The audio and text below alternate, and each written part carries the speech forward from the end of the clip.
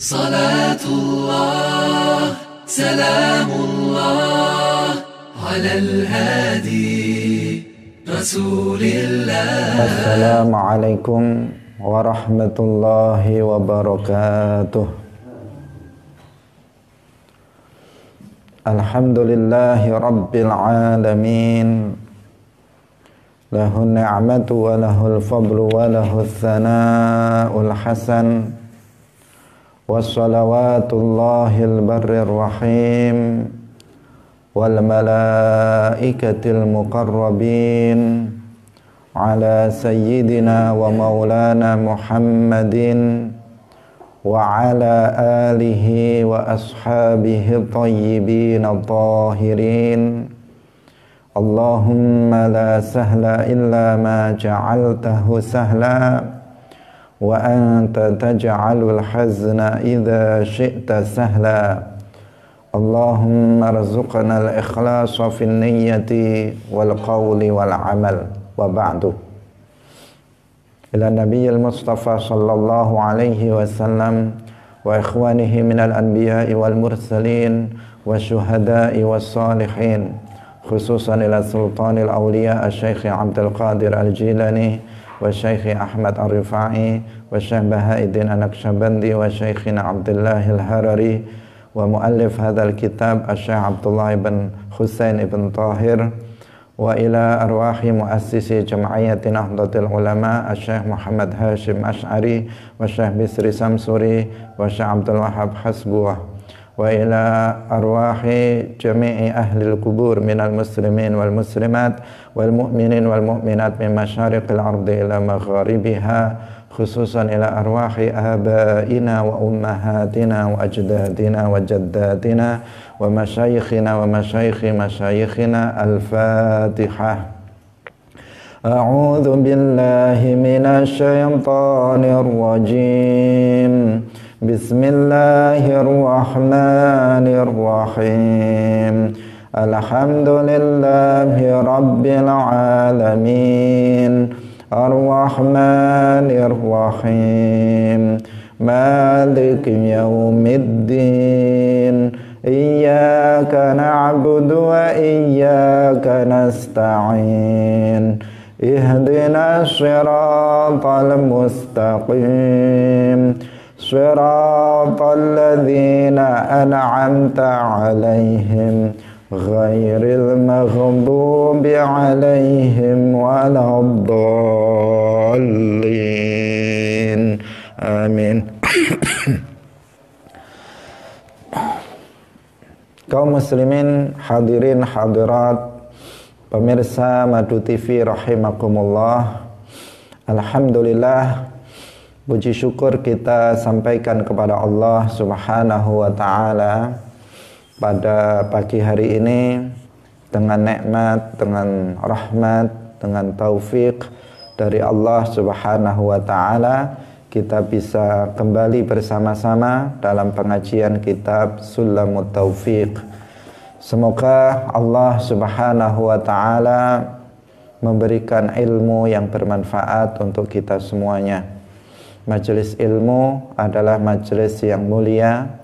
Orang yang duduk dalam majelis ilmu, maka para malaikat sampai ikan yang berada di dalam lautan itu beristighfar, memintakan ampunan untuk kita semuanya. Semoga kita selalu istiqamah dalam majelis ilmu. Amin ya rabbal alamin. Salawat dan salam semoga tetap terlimpahkan kepada Nabi Agung, Nabi terakhir yang tidak ada Nabi setelah beliau, makhluk termulia Sayyidina wa Maulana Muhammad sallallahu alaihi wasallam, keluarganya, para sahabatnya, serta seluruh umat Islam yang mengikuti beliau ila yaumil qiyamah. Amin ya rabbal alamin. Pemirsa, kaum muslimin, muslimat, hadirin rahimakumullah. Mari kita lanjutkan pengajian kita. Untuk itu terlebih dahulu jangan lupa untuk mengikhlaskan niat bahwa kita hadir dalam majelis ini lillahi ta'ala. Qala al-muallifu rahimahullah fahuwal qadimu wa ma siwahu hadithun wa huwal khaliqu wa ma siwahu makhluqun. Hanya Dia Allah saja yang qadim, tidak berpermulaan. Sesuatu selain Allah adalah hadis, artinya berpermulaan. Hanya Dia Allah saja yang al-khaliq, pencipta. Sesuatu selainnya adalah makhluk, diciptakan. Fahuwa mongko utawi Allah iku al-qadimu, zat kang qadim, kang ora ana permulaane. Wa malan utawi barang siwahu kang sakliyane Allah iku hadithun,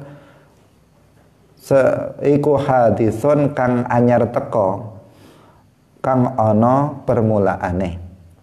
Wa huwa lan utawi Allah iku al-khaliqu, iku al-khaliqu zat kang nitahaken, kang nyiptaaken. Wa malan utawi barang siwahu kang sakliyane Allah iku makhlukun kang den ciptaaken. Wa kalamuhu lan utawi kalame Allah iku qadimun, qadim, ora ana permulaane. Kasairi sifatihi kaya sekerine pira-pira sifate Allah. Li'annahu krana sak temene Allah subhanahu maha suci sapa Allah iku mubayyinun, ora serupa utawa bedani li jami'il makhluqati maring sekabehane pira-pira makhluk. Fi dzati ing dalem zate, wasifati lan ing dalem pira-pira sifate, wal af'ali lan ing dalem pira-pira penggawene.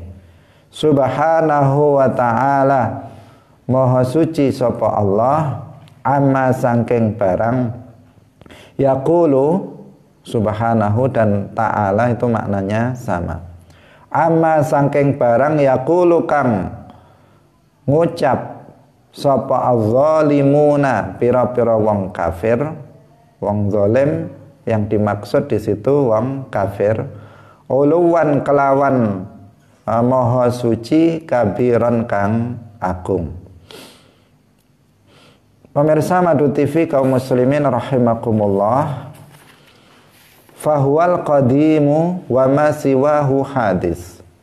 Hanya Allah saja yang qadim, yang adanya tanpa permulaan itu hanya Allah. Jadi yang adanya tanpa permulaan itu hanya Allah. Sedangkan selain Allah namanya itu makhluk alam semesta ini, semuanya hadis, semuanya adanya berpermulaan. Dulunya nggak ada, kemudian menjadi ada. Semua selain Allah begitu. Dulunya nggak ada, kemudian menjadi ada.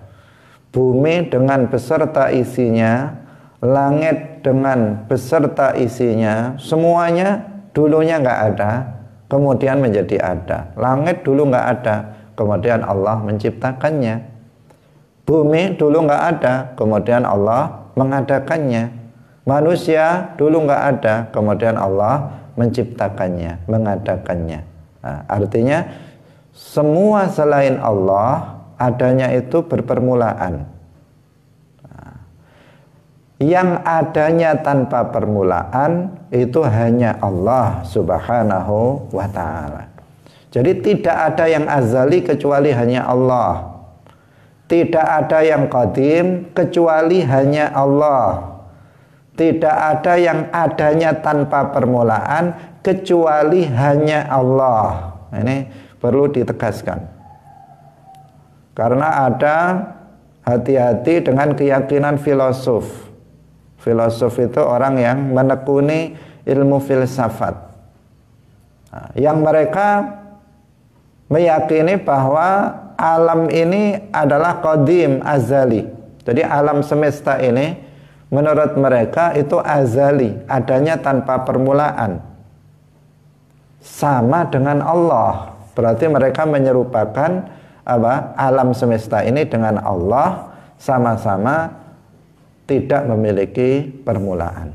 Nah, keyakinan ini jelas keyakinan yang batil, keyakinan yang bertentangan dengan akidah Islam yang mengatakan bahwa tidak ada yang qadim kecuali hanya Allah, tidak ada yang azali kecuali hanya Allah. Segala sesuatu selain Allah itu hadis. Segala sesuatu selain Allah itu berpermulaan. Dulu nggak ada, kemudian ada. Itu namanya hadis. Jadi itu istilah ya, istilah dalam ilmu tauhid yang harus dipahami. Dalam ilmu tauhid kalau kita menyebut qadim, maka artinya apa? Adanya tanpa permulaan. Kalau kita menyebut azali, artinya adanya tanpa permulaan. Kalau kita menyebut hadis, maka maknanya adalah berpermulaan. Ini istilah. Nah, istilah. Karena kalau dalam bahasa Arab biasa, hadis itu bisa arti kecelakaan. Misalnya ra'aitu hadisan fit thariq misalnya. Nah, saya melihat kecelakaan. Tapi kalau dalam ilmu tauhid, hadis itu artinya adalah sesuatu yang berpermulaan. Jadi dalam membaca kitab, dalam berbagai disiplin ilmu, terlebih dahulu kita harus memahami istilah-istilahnya dulu. Kalau kita tidak memahami istilah-istilahnya, maka kita tidak akan bisa memahami kitab itu. Kalau kita membaca ilmu tauhid, ilmu aqidah, maka kita harus tahu istilah-istilah dalam ilmu aqidah. Kalau kita memahami ilmu fikih, maka kita harus memahami istilah-istilah dalam fikih. Kalau kita belajar nahwu, maka kita harus memahami istilah-istilah dalam ilmu nahwu. Kalau kita memahami ilmu hadis, maka kita harus memahami istilah-istilah dalam ilmu hadis dan seterusnya. Kalau tidak, nanti jadi salah paham. Misalnya seseorang belajar ilmu ilmu hadis, tapi dia nggak paham istilah ilmu hadis, tidak paham apa yang dimaksud, misalnya hadis marfu, itu nggak paham. Pahamnya dia hanya bahasa Arab melulu, mufradat. Marfu dari kata rafa'a yarfa'u, artinya mengangkat. Wal hadisu marfu'un, kemudian diartikan dan hadis itu diangkat. Nah, benar apa enggak? Ya salah, sangat salah sekali, fatal salahnya, gara-gara dia tidak paham bahwa hadis marfu' itu hadis yang udhifa ilan nabi, yang disandarkan kepada Rasulullah sallallahu alaihi wasallam. Ketemu lagi dalam ilmu nahwu, wal mubtada'u marfu'un, mubtada itu marfu'. Kemudian dia pahami wal mubtada'u marfu'un itu diangkat. Nah, ini keliru. Marfu' artinya dibaca rafa, apakah dengan dhammah, dengan wawu dan seterusnya. Nah, ini istilah, Nah, di sini juga kita sekarang sedang membahas ilmu akidah. Ketika mengatakan dalam ilmu akidah dikatakan qadim, maka artinya apa? Tidak berpermulaan. Karena kalau dalam bahasa Arab biasa, itu qadim itu bisa diartikan apa? Kuno, yang lama. Hadzal baitu qadimun. Nah, rumah ini qadim, artinya apa? Sudah kuno, sudah lama, bangunnya itu sudah lama. Itu qadim.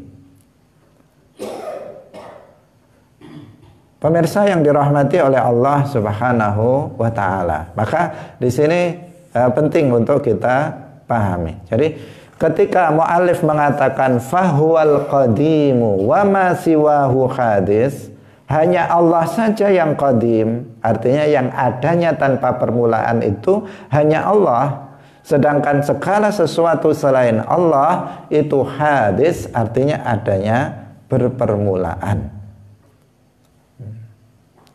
Para filosof mengatakan bahwa alam ini qadim, berarti mereka telah menyerupakan Allah dengan makhluknya, sama-sama tidak memiliki permulaan. Nah, mereka para filosof terbagi menjadi dua. Ada filosof kudama mutaqaddimin, mereka seperti Aristoteles, dari para filosof Yunani. Mereka mengatakan bahwa alam ini qadim, baik jenis maupun individu-individunya. Misalnya manusia kan alam. Nah, manusia ini alam.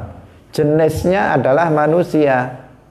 Individu-individunya Ahmad, Ali, Muhammad, Zaid. Nah, ini namanya individu-individunya dari jenis manusia. Menurut filosof yang mutaqaddimin, yang seperti Aristoteles dan sebagainya, nah, ini dua-duanya qadim, tidak berpermulaan, baik jenis manusia maupun orang-orangnya, ini semuanya qadim. Ini filosof mutaqaddimin. Nah, sementara filosof yang generasi akhir, muhdatsin, mutaakhirin, ini mereka mengatakan bahwa alam ini qadim, tetapi hanya jenisnya saja. Jadi jenis manusia itu qadim, adanya tidak berpermulaan. Dan menurut siapa? Menurut kelompok filosof yang kedua ini. Tetapi Zaid, Ahmad, Ali, Muhammad ini hadis, berpermulaan. Tapi jenis manusia itu qadim.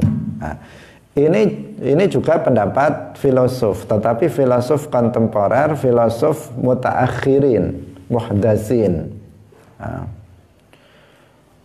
Nah, kedua keyakinan ini sama-sama sesat. Baik keyakinan yang mengatakan bahwa alam ini qadim, tidak berpermulaan dari sisi jenis dan individu-individunya, maupun kelompok filosof yang mengatakan bahwa alam ini qadim, hanya jenisnya saja, ini sama-sama menyimpang. Karena apa? Keyakinan Ahlus Sunnah tidak ada yang qadim kecuali hanya Allah.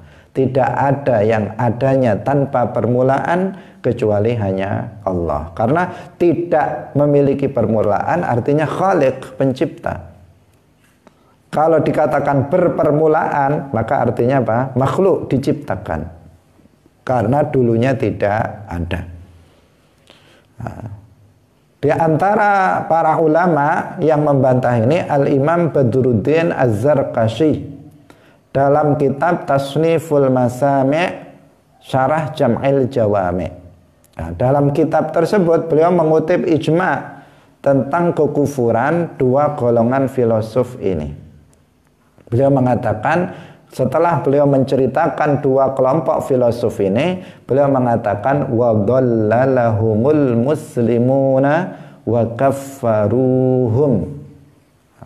Halaman 10 ya, yang bawa kitab ini pada halaman 10.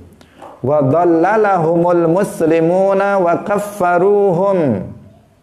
Orang-orang Islam, umat Islam telah menyesatkan kelompok filosof ini, kedua kelompok filosof ini, wa kaffaruhum, dan mereka telah mengkafirkan mereka. Kenapa? Karena telah mensekutukan Allah dengan alam, menyamakan Allah dengan alam, sama-sama mereka anggap sebagai qadim. Nah, maka di sini yang perlu ditegaskan adalah tidak ada yang qadim kecuali hanya Allah. Tidak ada yang adanya tanpa permulaan kecuali hanya Allah Subhanahu wa ta'ala saja.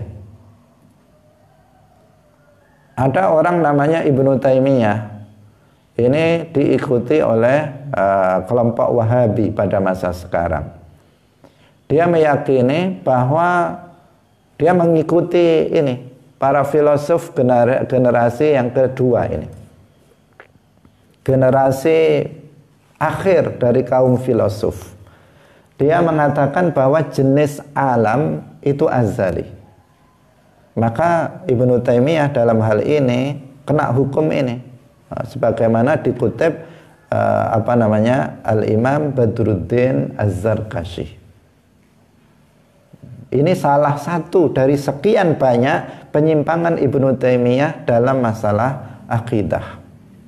Bahwa dia mengatakan bahwa alam ini azali, adanya tanpa permulaan, meskipun dia mengatakan hanya jenisnya yang azali, sementara individu-individu dari alam semesta ini itu hadis. Meskipun dia mengatakan jenisnya saja yang azali, maka ijma' itu mengatakan bahwa umat Islam telah menyesatkan mereka dan umat Islam telah mengkafirkan mereka. Kaum muslimin pemirsa Madu TV yang dirahmati oleh Allah Subhanahu wa ta'ala. Ini kalau dikaji kenapa para filosof berpendapat seperti itu, maka ini akan sangat panjang penjelasannya dan mungkin yang hadir di sini bingung gimana ini kok. Karena ini pembahasan filsafat.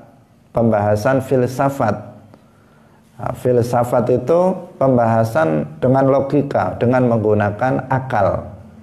Dan itu dibutuhkan konsentrasi yang serius untuk memahami bagaimana mereka bisa berkesimpulan bahwa alam ini azali dan bagaimana kita membantahnya. Para ulama secara umum itu mengharamkan belajar ilmu filsafat. Ilmu filsafat yang dimaksud adalah ilmu filsafat yang memang tidak, karena pada umumnya ilmu filsafat itu bertentangan dengan ajaran Islam. Karena itulah maka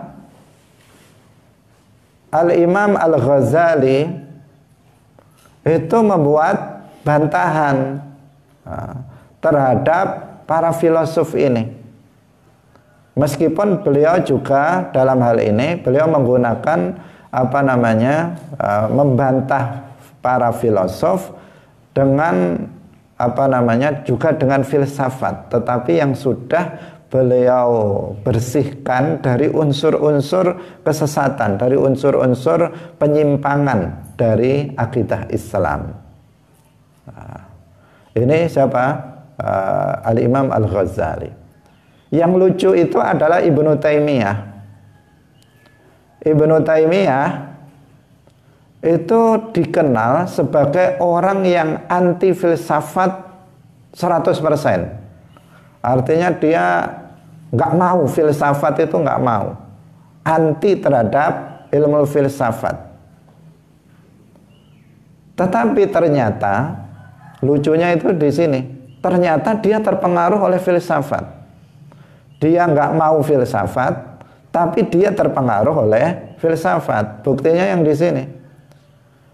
Keyakinan bahwa jenis alam itu azali itu keyakinan para filosof mutaakhirin. Tetapi ternyata Ibnu Taimiyah terpengaruh oleh paham filosof ini. Ini yang lucu. Wong dia anti terhadap filsafat, tetapi dia ternyata malah dia malah terpengaruh oleh ajaran kaum filosof. Kaum muslimin pemirsa Madu TV yang dirahmati oleh Allah Subhanahu wa ta'ala. Kita lanjutkan. Fahuwal khaliqu wa ma siwahu makhluk. Ini sebenarnya maknanya sama dengan yang tadi itu. Ketika dikatakan fahuwal qadimu, artinya huwal khaliq. Ketika dikatakan wa ma siwahu hadis, artinya ma siwahu makhluk. Segala sesuatu selain Allah itu adalah makhluk. Tetapi ini penegasan bahwa tidak ada pencipta selain hanya Allah. Saya ulangi lagi, ini penegasan, tidak ada pencipta selain hanya Allah. Ini akidah kita. Harus diingat-ingat ini. Harus diingat-ingat dan tetap diyakini selamanya bahwa tidak ada pencipta selain hanya Allah.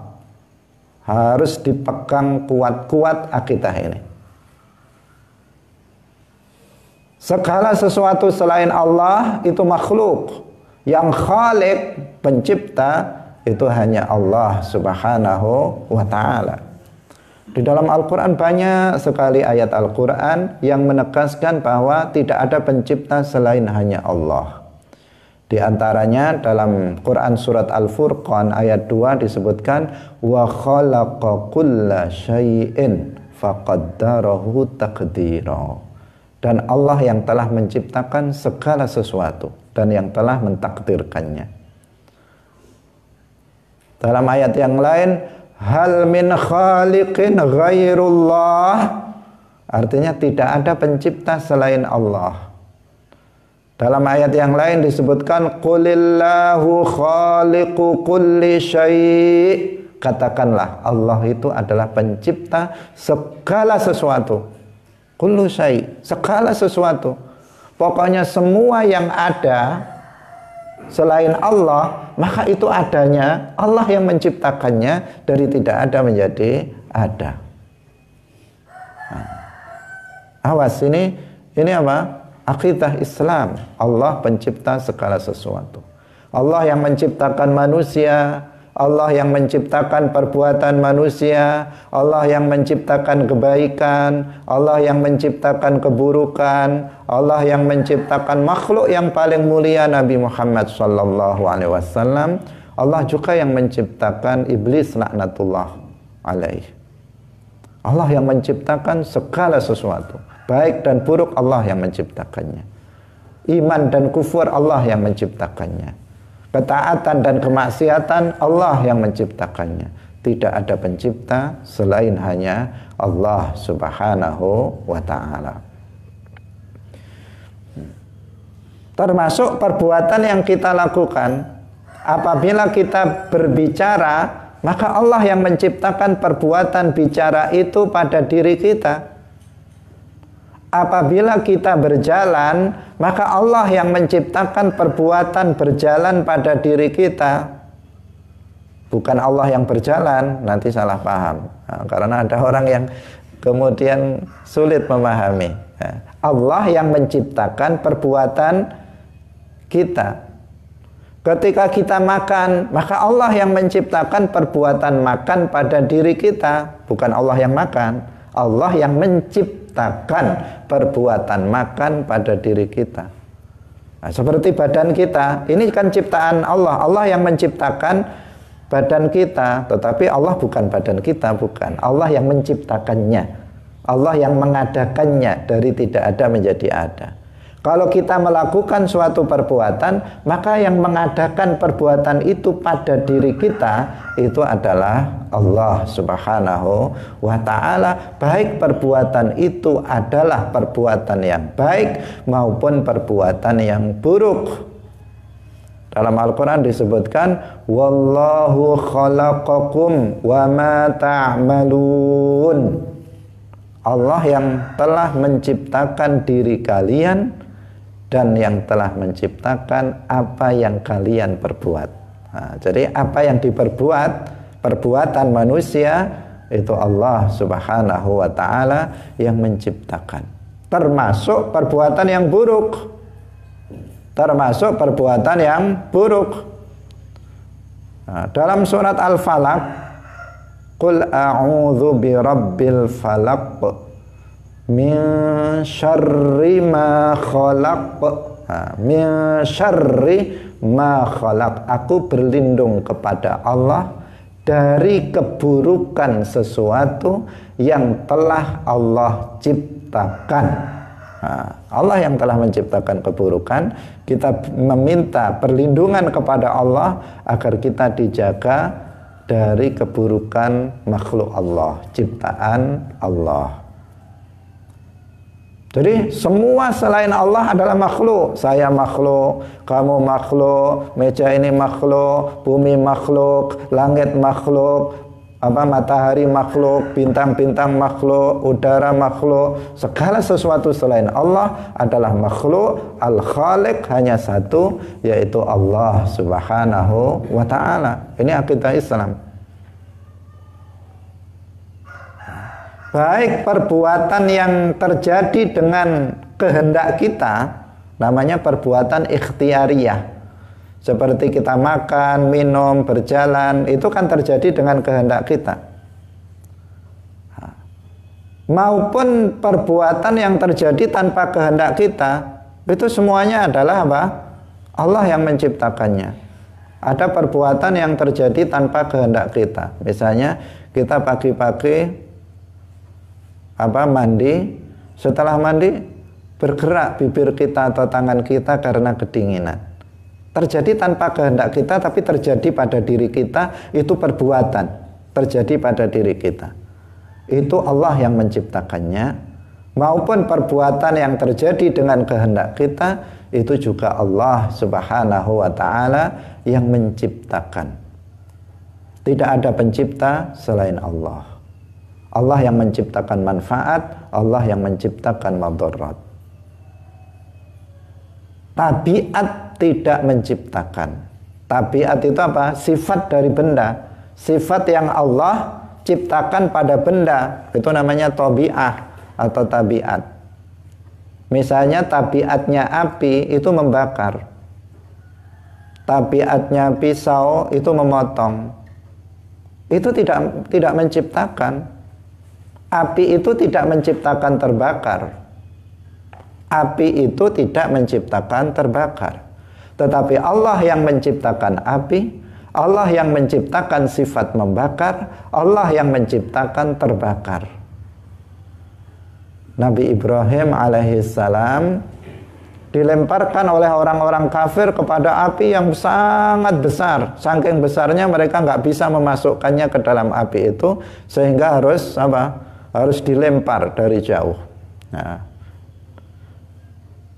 tetapi apakah Nabi Ibrahim terbakar?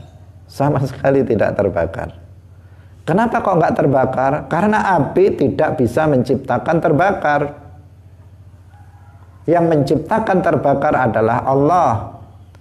Ketika api disentuhkan kepada benda, kemudian Allah menciptakan terbakar, maka terbakar. Tetapi jika api disentuhkan kepada sesuatu benda, Allah tidak berkehendak untuk menciptakan terbakar, maka tidak terbakar. Nabi Ibrahim alaihissalam itu dibakar, tetapi beliau tidak terbakar. Kenapa? Karena Allah tidak menciptakan terbakar ketika badan beliau dimasukkan ke dalam api. Dan sebagian para wali itu memiliki karomah itu. Memiliki karomah dibakar tidak mempan, seperti mukjizatnya Nabi Ibrahim alaihissalam.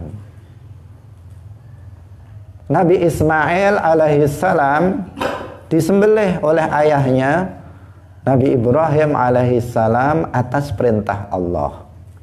Jadi Nabi Ibrahim diperintahkan untuk menyembelih putranya Ismail. Nabi Ibrahim tidak ragu untuk melaksanakan perintah Allah itu. Nabi Ismail juga tidak ragu untuk melaksanakan perintah Allah tersebut. Ridho mereka dalam melaksanakan perintah Allah. Pisau sudah sudah dijalankan di leher Nabi Ismail. Sudah bahasa Jawanya sudah diekek-ekek di leher Nabi Ismail alaihissalam. Tetapi terputus apa tidak lehernya Nabi Ismail? Tidak terputus. Bukannya belum dilakukan, sudah dilakukan. Sudah dilakukan. Sampai Nabi Ismail mengatakan, wahai ayahku, Jika tidak bisa, maka tancapkan saja pisaunya. Kalau begini nggak bisa, tancapkan saja. Nah, kemudian baru turun malaikat Jibril alaihissalam membawa kibas sebagai penggantinya. Nah, kenapa kok pisau yang sangat tajam itu digesekkan ke leher Nabi Ismail, tetapi leher beliau tidak terpotong? Karena pisau, tabiat dari pisau yang memotong tidak menciptakan. Yang menciptakan adalah Allah. Pisau itu digesek-gesekkan, tetapi Allah tidak, ketika itu Allah nggak menciptakan terpotong, sehingga tidak terjadi terpotong. Karena sesungguhnya pencipta itu hanya Allah Subhanahu wa ta'ala. Ada orang dibacok nggak tedas, ada orang ditembak tidak mempan. Kenapa? Karena memang Allah yang menciptakan semuanya itu. Kalau Allah tidak menciptakan terluka, Allah tidak menciptakan terbunuh seseorang, Allah tidak menciptakan terpotong, maka tidak akan terjadi. Segala sesuatu yang terjadi itu diciptakan oleh Allah Subhanahu wa ta'ala. Kaum muslimin pemirsa Madu TV yang dirahmati oleh Allah Subhanahu wa ta'ala, manusia itu memang memiliki kehendak. Ini yang membedakan Ahlus Sunnah dengan Jabriyah. Nah, karena sebagian orang yang nggak paham kemudian menuduh dengan keyakinan seperti ini, menuduh bahwa kita ini adalah Jabriyah. Salah total, salah besar. Yang membedakan Ahlus Sunnah dengan Jabriyah adalah bahwa Ahlus Sunnah itu meyakini bahwa manusia itu memiliki memiliki masyiah, memiliki kehendak. Meskipun kehendak manusia itu di bawah kehendak Allah. Dalam Al-Quran disebutkan, wa ma tasyauna illa ayyasha Allahu rabbul alamin. Wa ma tasyauna, dan kalian tidak berkehendak illa ayyasha Allahu rabbul alamin, kecuali Allah Tuhan semesta alam ini berkehendak. Artinya apa? Manusia punya kehendak, tetapi kehendak manusia di bawah kehendak Allah. Jika manusia berkehendak A, Allah berkehendak A, maka kehendak manusia akan terjadi karena sesuai dengan kehendak Allah. Jika manusia berkehendak A, Allah berkehendak B, maka yang terjadi adalah B, karena kehendak manusia di bawah kehendak Allah, tunduk terhadap kehendak Allah Subhanahu wa ta'ala. Seseorang ingin sehat, tetapi Allah menghendaki dia sakit, maka sehat atau sakit dia? Sakit. Ada seseorang menghendaki dirinya sehat, Allah berkehendak dia sehat, maka dia sehat atau sakit? Sehat. Seseorang menghendaki dia sakit, Allah menghendaki dia sehat. Orang ingin mati, misalnya ingin bunuh diri, kemudian dia sudah melemparkan badannya dari atas, misalnya. Dia menghendaki mati, Allah menghendaki dia hidup, maka dia hidup atau mati meskipun sudah jatuh, dia hidup. Kenapa? Karena segala sesuatu yang terjadi dengan kehendak Allah. Allah yang menciptakannya. Jika Allah tidak menciptakannya, maka tidak terjadi. Nah, meskipun manusia itu menghendakinya. Nah, tetapi manusia itu punya kehendak. Nah, kalau orang Jabriyah, mereka mengatakan manusia tidak punya kehendak. Ini yang bedanya. Menurut mereka manusia itu seperti bulu yang diterpa angin, nggak punya kehendak sama sekali. Ini mereka. Atau dengan istilah lain, menurut Jabriyah itu diperumpamakan manusia itu seperti wayang. Wayang itu nggak punya kehendak, dia benda mati. Mau dimenangkan, mau dikalahkan, mau dibuat apa, itu terserah kepada dalangnya. Itu Jabriyah. Kenapa? Wayang itu nggak sama dengan manusia. Wayang itu tidak sama dengan manusia. Kenapa? Karena manusia memang apa yang terjadi pada manusia itu semuanya tergantung pada penciptaan Allah dan tergantung kepada kehendak Allah. Tetapi Allah memberikan kehendak pada manusia. Allah menciptakan kehendak pada diri manusia. Sementara wayang hidup saja enggak, bagaimana memiliki kehendak? Hidup saja tidak, bagaimana dia memiliki kehendak? Nah, ini ajaran Jabriyah yang meyakini manusia enggak punya kehendak sama sekali. Sementara Ahlus Sunnah wal Jamaah mengatakan segala sesuatu adalah ciptaan Allah, tetapi manusia memiliki kehendak. Nah, ketika manusia itu mengarahkan kehendaknya kepada suatu perbuatan, maka dia berarti telah melakukan kasab. Nah, inilah yang disebut kasab. Jadi kasab, laha ma kasabat wa 'alaiha maktasabat. Apa kasab itu? Kasab itu adalah mengarahkan kehendak yang ada pada diri seseorang kepada suatu perbuatan dan Allah yang menciptakan perbuatan tersebut. Jadi saya misalnya punya kehendak, saya mengarahkan kehendak saya untuk membaca. Saya arahkan kehendak saya untuk membaca. Allah yang menciptakan perbuatan membaca pada diri saya. Maka itu berarti saya telah melakukan kasab membaca. Nah, ini harus disimak betul-betul karena apa? Terkadang sulit untuk memahaminya. Nah, jadi pada diri kita ini ada kasab, ada kehendak. Ketika kehendak ini kita arahkan kepada suatu perbuatan dan Allah menciptakan perbuatan itu pada diri kita, maka berarti kita telah melakukan kasab. Jika kehendak kita ini kita arahkan kepada perbuatan yang baik, seperti sholat, membaca Al-Quran, sedekah, dan Allah menciptakan perbuatan itu, maka berarti kita telah berkasab baik. Laha ma kasabat, maka dia akan mendapatkan pahala dari kebaikan yang telah dia kasabkan. Tetapi jika kehendak yang ada pada diri kita ini kita arahkan kepada perbuatan-perbuatan yang buruk, maka berarti kita telah berkasab buruk. Maka wa 'alaiha maktasabat, bagi seseorang azab atau siksa atas kasab buruk dia, atas keburukan yang telah dia kasabkan. Nah, berarti apa? Nanti di akhirat itu manusia itu akan mempertanggungjawabkan kasabnya. Perbuatan yang terjadi dengan kasabnya itu yang akan dipertanggungjawabkan manusia nanti di akhirat. Jadi sebagian orang bertanya lah, perbuatan manusia yang buruk, dia kufur, dia bermaksiat, itu Allah yang menciptakannya.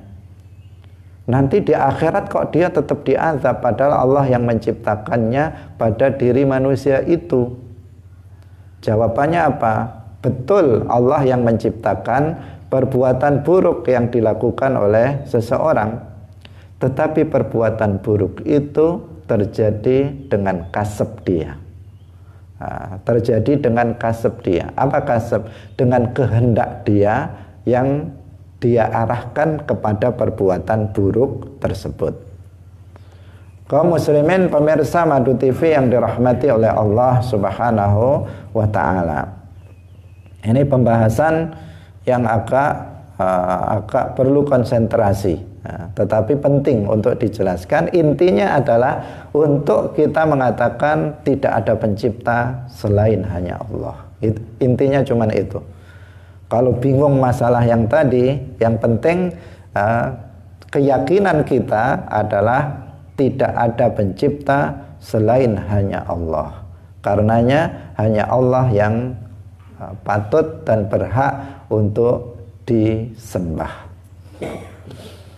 Karena sekarang ada kelompok namanya HTI, Hizbut Tahrir. Dia selain menentang negara, Hizbut Tahrir ini memiliki akidah yang menyimpang. Di antara penyimpangannya, dia meyakini bahwa perbuatan manusia yang ikhtiariyah itu terjadi bukan diciptakan oleh Allah, bukan dengan takdir Allah, tetapi manusia sendiri itu yang menciptakannya. Nah, ini jelas akidah Qadariyah.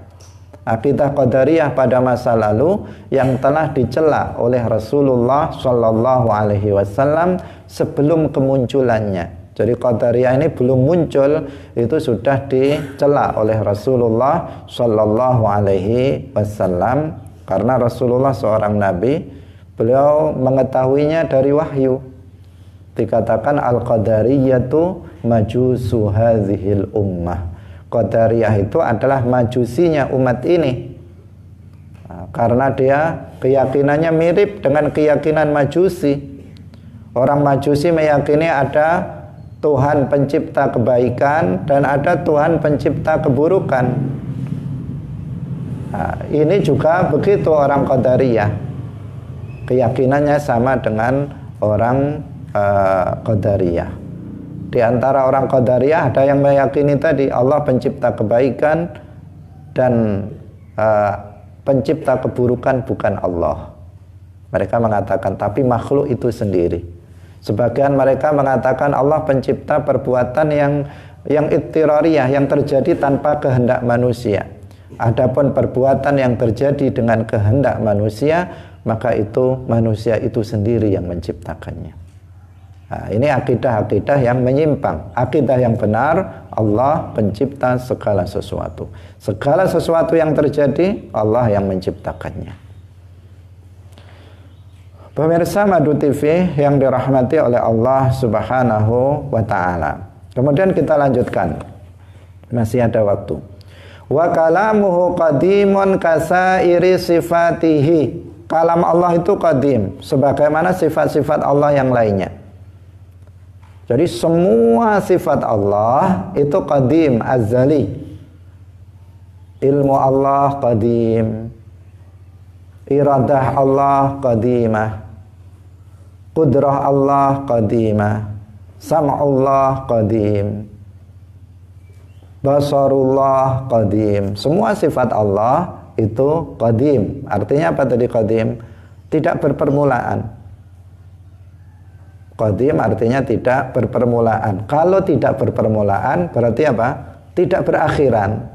Seperti yang kita jelaskan tadi kemarin.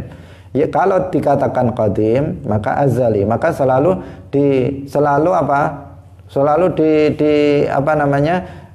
disandingkan azaliyun abadiyun. Azaliyun abadiyun. Kenapa? Karena setiap yang azali itu pasti abadi. Azaliyun abadiyun. Nah, di antara sifat Allah itu adalah kalam. Allah memiliki sifat kalam. Maka berlaku kaidah ini juga. Sifat Allah semuanya qadim, maka sifat kalam Allah itu juga qadim. Berarti kalam Allah itu tidak berpermulaan, juga tidak berakhiran. Jika tidak berpermulaan dan tidak berakhiran, maka kalam Allah itu bukan bahasa, bukan huruf, dan juga bukan suara. Kenapa? Kalau bahasa apapun, bahasa Arab, bahasa Indonesia, bahasa Jawa, bahasa Inggris, itu pasti berpermulaan dan berakhiran. Seperti saya berbicara dengan bahasa Indonesia, perkataan saya ada permulaannya dan nanti akan berakhir, terputus-putus. Itu namanya kalam yang hadis, yang berpermulaan. Kalau saya berbicara dengan memakai suara, ada suara. Maka kalam saya apa? Perkataan saya itu berpermulaan dan berakhiran. Kalam saya jika ditulis maka akan terdiri dari huruf-huruf abjad atau huruf hijaiyah kalau ditulis Arab. Maka itu berawal dan berakhir. Lah kalam Allah itu tidak berawal dan tidak berakhir, tidak berubah-ubah. Maka kalam Allah itu bukan bahasa, bukan huruf, dan bukan suara. Nah, pemirsa Madu TV yang dirahmati oleh Allah Subhanahu wa ta'ala. Lalu bagaimana dengan Al-Quran? Al-Quran yang kita baca ini terdiri dari 30 juz, memiliki permulaan. Permulaannya surat Al-Fatihah diawali dengan basmalah. Kemudian diakhiri dengan dengan An-Nas, surat An-Nas. Berpermulaan dan juga berakhiran. Karena dia berupa bahasa Arab, dia berupa huruf-huruf hijaiyah. Kalau dibaca maka bersuara. Bagaimana dengan ini? Jawabannya ini juga kalam Allah. Ini juga kalam Allah, tetapi bukan sifat kalam Allah. Nah, karena sifat kalam Allah itu bukan bahasa, bukan huruf, dan bukan suara. Ini adalah ibarah, ungkapan dari sifat kalam Allah. Jadi ini adalah apa? Ungkapan dari sifat kalam Allah. Ibaratun an kalamillahi az-zati. Pendekatan. Nah, kita buat pendekatan. Kalau kita menulis lafzul jalalah atau sebelumnya, kita tulis di sini dalam papan tulis atau di sini misalnya kita tulis api, API misalnya. Api. Maka kita sebut apa? Ini apa? Boleh kita katakan ini adalah api. Tapi maksudnya apa? Maksudnya adalah ungkapan yang menunjukkan adanya api yang sebenarnya. Dia bukan api yang sebenarnya. Dia kan tulisan. Tapi boleh nggak kita sebut ini api? Boleh. Nggak ada masalah. Ini apa ini? Ini apa? Ini adalah kubah khadra. Ini adalah kubah khadra, kubah hijau yang di bawahnya ada makam Rasulullah dan Raudhah di Masjid Nabawi. Ini adalah kubah khadra. Boleh nggak saya mengatakan seperti itu? Boleh. Dan saya tidak berbohong. Yang dimaksud adalah ini adalah gambar yang menunjukkan kubah khadra yang ada di Madinah. Bukan hakikatnya kubah khadra ini, bukan. Itu boleh, nggak masalah kita mengatakan ini kubah khadra. Kalau guru TK misalnya, guru TK di depan dipasang apa? Gambar-gambar binatang atau gambar-gambar buah-buahan. Ditanya, anak-anak ini apa namanya? Gajah. Ini apa namanya? Kuda. Nah, maka gurunya apa? Kalau memang sesuai, gurunya akan mengatakan betul, benar. Kalau gurunya bilang salah, ini bukan gajah, ini gambar gajah, nak, itu gurunya yang agak perlu diperiksakan. Jadi boleh kita mengatakan ini gajah, ini kuda, ini ayam, boleh. Secara bahasa boleh, dan itu tidak salah. Kita katakan ini adalah kalam Allah, tidak salah. Kenapa? Ini adalah kalam yang menunjukkan sifat kalam Allah yang bukan bahasa, bukan huruf, dan bukan suara. Seandainya hijab maknawi dari telinga kita dibuka sehingga kita bisa mendengar kalam Allah yang azali dan abadi, maka kita akan memahaminya seperti yang kita pahami dari Al-Quran. Karena ini adalah yang menunjukkan itu. Sama seperti ketika kita tulis lafzul jalalah Allah di papan tulis. Maka kita katakan ini apa? Ini Allah. Tetapi apakah kita menyembah alif lam lam ha Jawabannya tidak. Kita nggak menyembah huruf. Yang kita sembah adalah yang ditunjukkan oleh lafzul jalalah Allah. Bisa dipahami? Nah, jadi kalam Allah itu berarti disebut untuk dua penyebutan. Ketika kita menyebut kalam Allah, bisa bermakna artinya kalam yang merupakan sifat zat Allah. Dia bukan bahasa, bukan huruf, dan bukan suara. Ada kalanya ketika kita sebut kalam Allah, maka yang disebut adalah lafaz yang diturunkan. Ada yang berbahasa Arab seperti Al-Quran, ada yang berbahasa Ibrani seperti Taurat, ada yang berbahasa Suryani seperti Injil yang asli, Taurat yang asli. Nah, itu semuanya adalah kalamullah, tetapi dengan makna lafaz yang diturunkan kepada para nabi, dan itu adalah ibarah an kalamillah az-zati, ibarah ungkapan dari kalam Allah yang azali dan abadi. Pemirsa yang dirahmati oleh Allah Subhanahu wa ta'ala, ini juga penting untuk dipahami, karena ini menjadi perdebatan yang sengit dari dulu hingga sekarang tentang masalah kalam Allah. Ada sebagian kelompok yang mengatakan kalam Allah sama dengan kalam makhluk, berupa bahasa, berupa huruf, berupa suara. Kelompok musyabbihah mengatakan seperti itu, seperti orang-orang Wahabi. Ada kelompok lain yang mengatakan Allah nggak punya sifat kalam, Al-Quran bukan kalam Allah, dan seterusnya. Ini apa? Bukan sifat kalam Allah. Ini kelompok Mu'tazilah. Ini juga menyimpang. Padahal dalam Al-Quran sudah dijelaskan wa kallamallahu Musa taklima. Artinya Allah memiliki sifat kalam.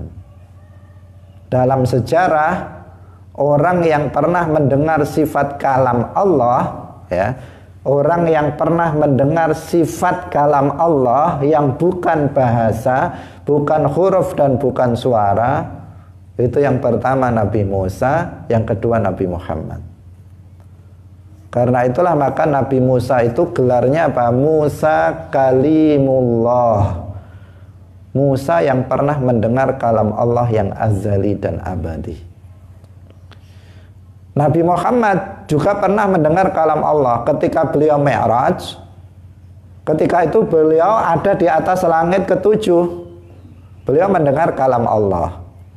Kalau Nabi Musa, beliau mendengarnya ketika itu beliau ada di bumi, di Bukit Tur Saina. Beliau ada di sana. Beliau mendengar kalam Allah.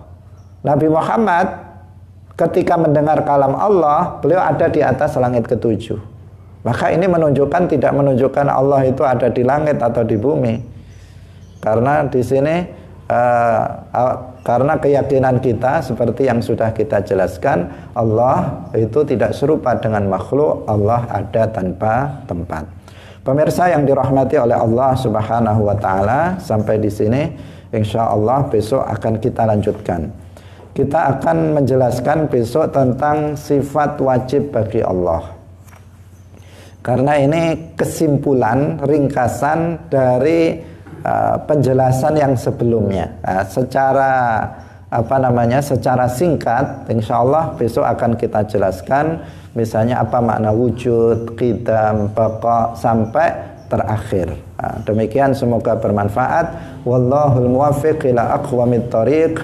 Wassalamualaikum warahmatullahi wabarakatuh.